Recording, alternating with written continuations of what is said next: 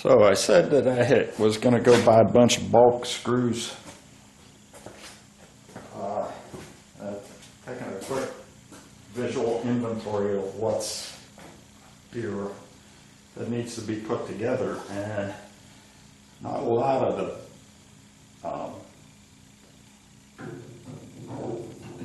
the screws can be replaced with bulk screws. So one of the first things, so I'm going to end up cleaning up a lot of the screws and just coat them with that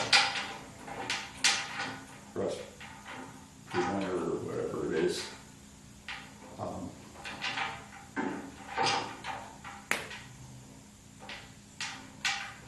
should have probably checked these threads out first because paint might be in them. But I'm putting on the bumpers from the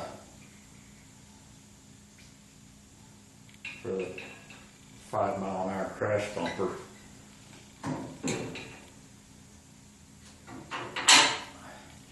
And these, they're pointed like a self-tapping screw. I don't think they're really a self-tapping screw though. But I've cleaned them all off and I've put them, put some of the rust preventer stuff on it. And these are 13/16, which, I don't know, that might make them a rare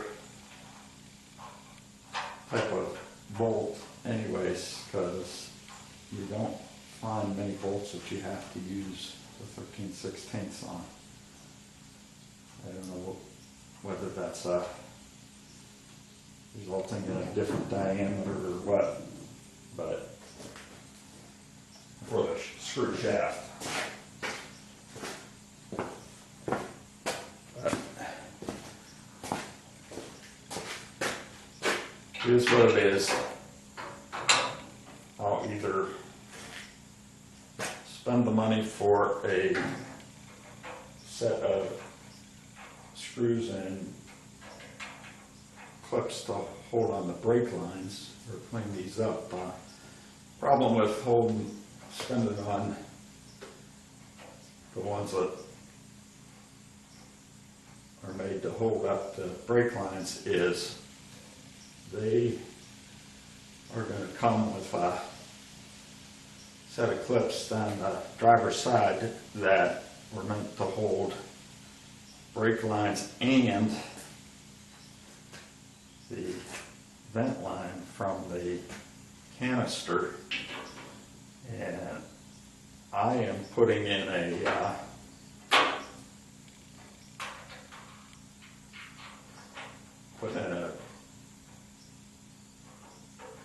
somewhat brand of a Phytech type fuel injection thing instead of a carburetor, and that doesn't have that kind of a return line. It has the return line that you have from the fuel pump, but it doesn't have a vent return line. So those aren't exactly a fit.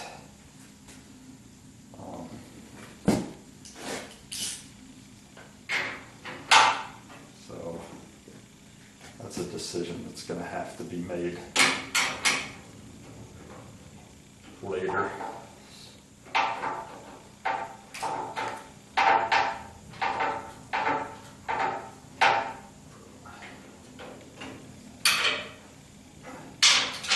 Ratchet's not ratcheting on the back end.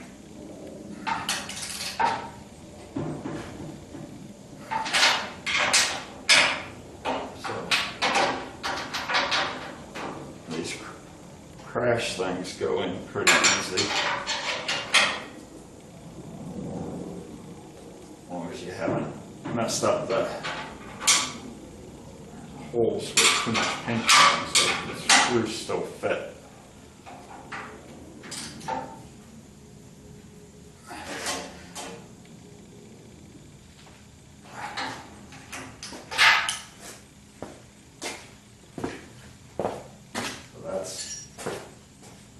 One side.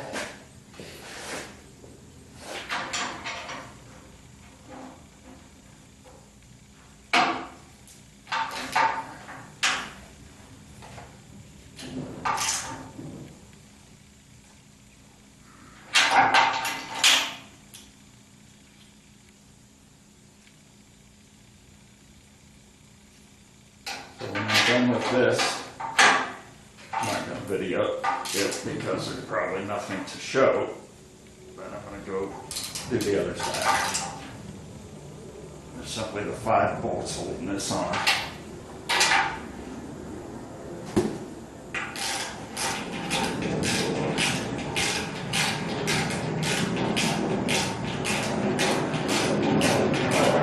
Going in the right direction. We've got parts going on instead of coming off. I've got a lot of the parts.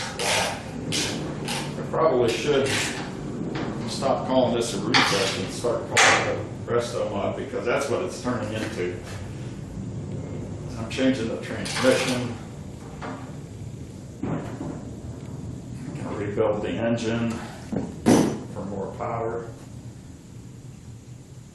Coilover shocks, front and rear. So eliminating that leaf spring.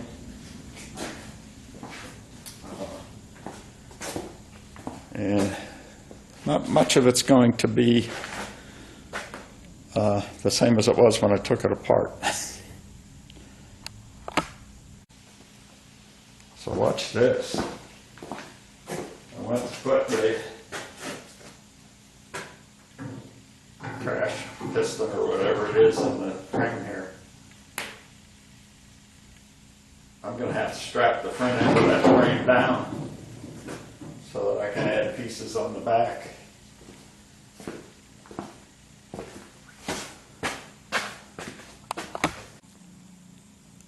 Okay, so I ended up, I didn't strap the front end down, but what I did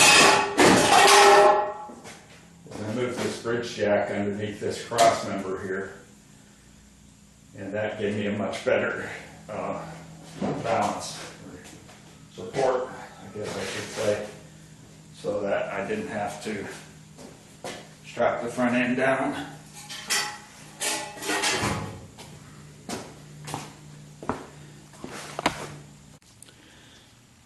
Next thing I'm going to put on is the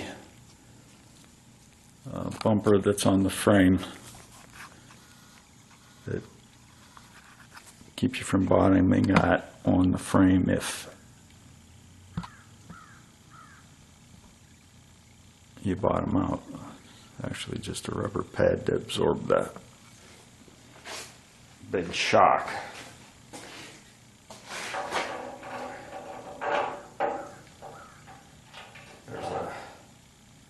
Tab here, and there's 2 holes there. Really doesn't appear to make any difference which way it goes in. Looks the same.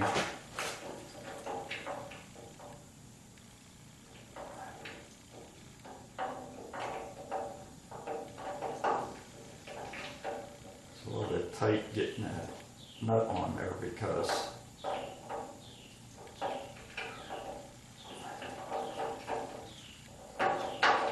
the way they only got that a little over maybe 3/4 of an inch to get it on here.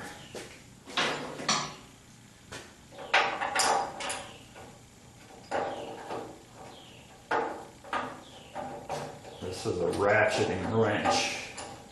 Didn't work very well for taking it off because of the angle of the head of it, but it seems to be doing okay for putting it on.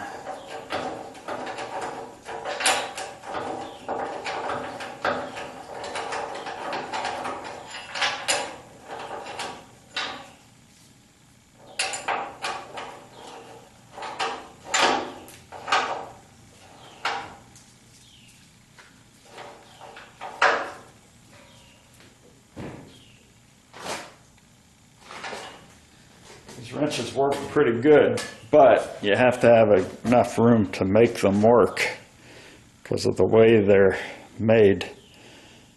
They only catch going in one direction.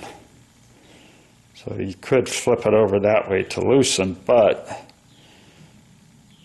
if you don't have the right swing because of the angle of the head, it just doesn't work. So this worked okay for it going on, but it wouldn't pick it off because of the angle of the head.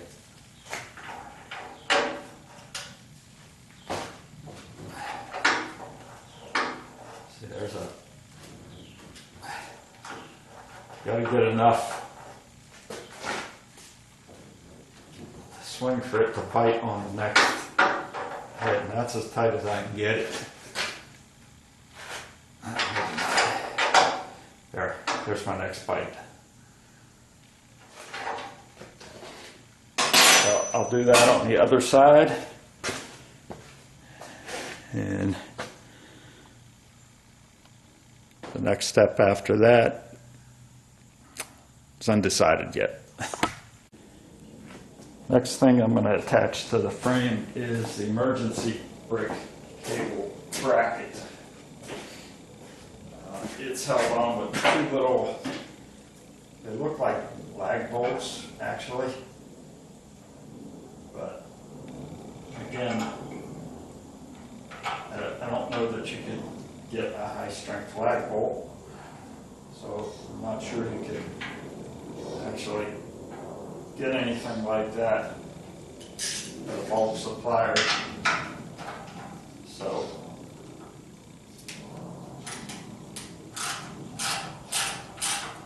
I cleaned them up, put some of that rust proofing stuff on it, just retardant, I guess.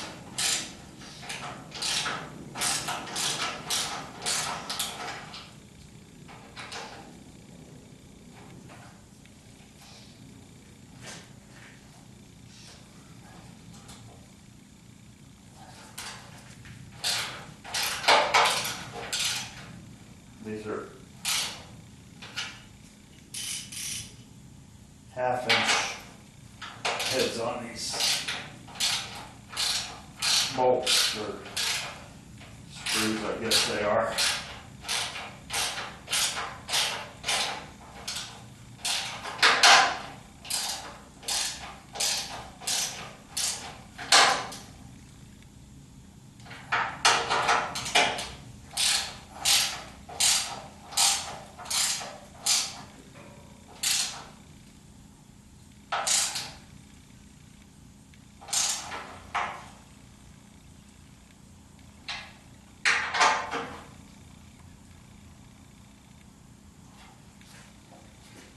So that's the driver's side. I'll repeat on the passenger side. And we'll have the brackets on to attach the parking brake to.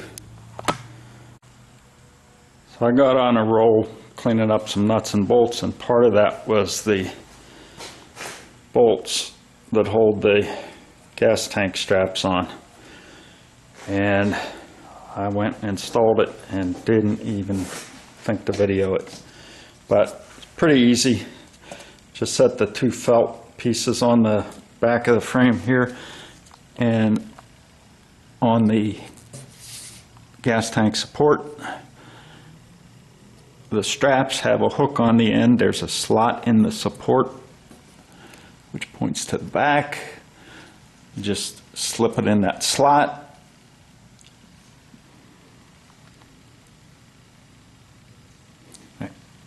That slot right there, and flip it over the top, push it in this hole here. There's a long bolt that goes up, snugs that tight. I put the sending unit and fuel tank filler on the tank, or actually in the tank, but I'm going to have to take that out because I'm getting an internal fuel pump in the tank, fuel pump, to feed my Phytech style Summit Racing brand fuel injection that I'm planning on putting on the engine. So just to get things out of the way, for now, I'm going to take that